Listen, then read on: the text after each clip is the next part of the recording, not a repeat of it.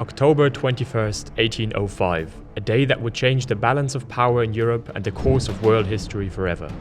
Off the coast of Spain, near Cape Trafalgar, two mighty fleets prepared for battle. On one side, the Royal Navy under the command of Vice Admiral Nelson, poised to defend Britain from invasion. On the other, the combined forces of France and Spain, led by Admiral Villeneuve, determined to break British naval dominance and open the seas for Napoleon's armies. What followed was one of the most decisive naval battles ever fought. This is the Battle of Trafalgar. To truly grasp the magnitude of the Battle of Trafalgar, we must first travel back to the early 19th century, when Europe was torn apart by the Napoleonic Wars. In 1805, the First French Empire under the rule of Napoleon Bonaparte dominated the European continent, boasting the most formidable land army the world had ever seen. However, one obstacle stood in Napoleon's way: Britain. While Napoleon reigned supreme on land, the British Royal Navy ruled the seas. For years, Britain's blockade had effectively strangled French trade, stalling Napoleon's efforts to mobilize his naval power. Napoleon's ambitions to invade Britain had been growing ever since the short-lived Peace of Amiens collapsed in 1803. To bring Britain to its knees, he needed to secure control of the English Channel long enough to ferry his Grande Armée across to British shores.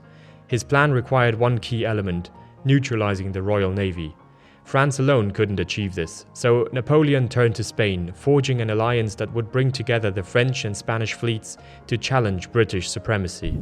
However, this plan was fraught with complications. The French fleets were blockaded in ports like Brest and Toulon by British squadrons, and while Napoleon envisioned the combined Franco-Spanish fleets sweeping away the British from the Channel, the reality was more chaotic. Many of France's best naval officers had been purged during the French Revolution, leaving the navy poorly led and its sailors inexperienced. The fleet that Napoleon had to rely on was far from the polished war machine he had in his Grande Armée. Vice Admiral Pierre-Charles Villeneuve, Napoleon's chosen commander, was a competent officer but had been scarred by his defeat at the Battle of the Nile in 1798, where British Admiral Nelson had destroyed a French fleet. Villeneuve had little taste for direct confrontation with the British. Yet, under Napoleon's orders, he took command of the French Mediterranean fleet with the monumental task of evading British blockades, linking up with Spanish forces and ensuring the seas were safe for a cross-channel invasion. Napoleon's plan was bold but complex. Villeneuve's fleet was to slip past the British blockade at Toulon, sail across the Atlantic to the Caribbean and draw the British fleet away from Europe. After this diversion, Villeneuve would return to Europe, unite with the Spanish fleet, and together they would clear the Channel for Napoleon's invasion force. In March 1805, Villeneuve succeeded in evading the British blockade at Toulon after storms scattered Nelson's fleet. He sailed across the Atlantic and reached the Caribbean, where Nelson's pursuit nearly caught him. However, luck was on Villeneuve's side. False information delayed Nelson's chase, and by the time he arrived, the French had already set sail back to Europe. Villeneuve's mission to lure the British across the Atlantic had succeeded. But he did not capitalize on his advantage. Instead of continuing to Brest to combine forces with the French fleet there, Villeneuve hesitated and turned south, heading for the safety of Cadiz in Spain. By August 1805, Villeneuve had anchored at Cadiz with a combined Franco-Spanish fleet of 33 ships of the line. However, his hesitation and delays had frustrated Napoleon, who had been waiting for months for his fleet to arrive and secure the Channel. While Villeneuve's fleet remained indecisive, the British fleet had been meticulously preparing for battle. Nelson, commanding the British Mediterranean fleet, had spent months in pursuit of Villeneuve from the Mediterranean to the Caribbean and back. After returning to Britain for a brief period of rest, Nelson rejoined his fleet off the coast of Spain in September 1805. His mission was clear: prevent the Franco-Spanish fleet from uniting with other French forces and ensure the safety of Britain. Nelson was already a legend in the Royal Navy. Charismatic, daring and unconventional, he had developed a reputation for audacity in battle, notably at the Nile and Copenhagen. He knew that the key to victory was not simply following traditional line-of-battle tactics, but outthinking his opponent. Nelson's blockade of Cadiz was strategic.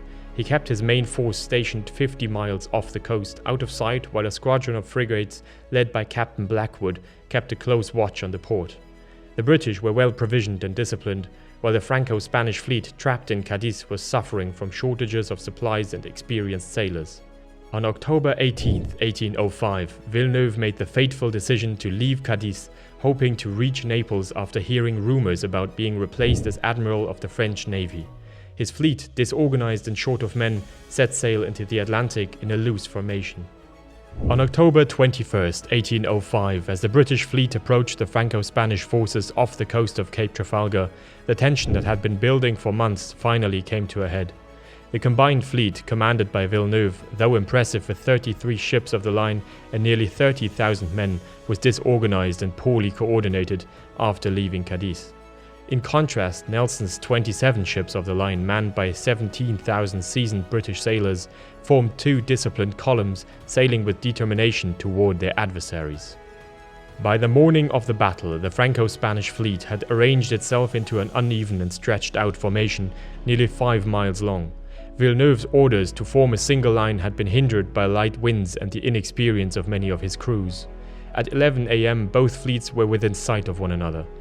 Nelson, aboard the HMS Victory, had spent months preparing his men for this moment, and his unconventional battle plan was about to be put to the test.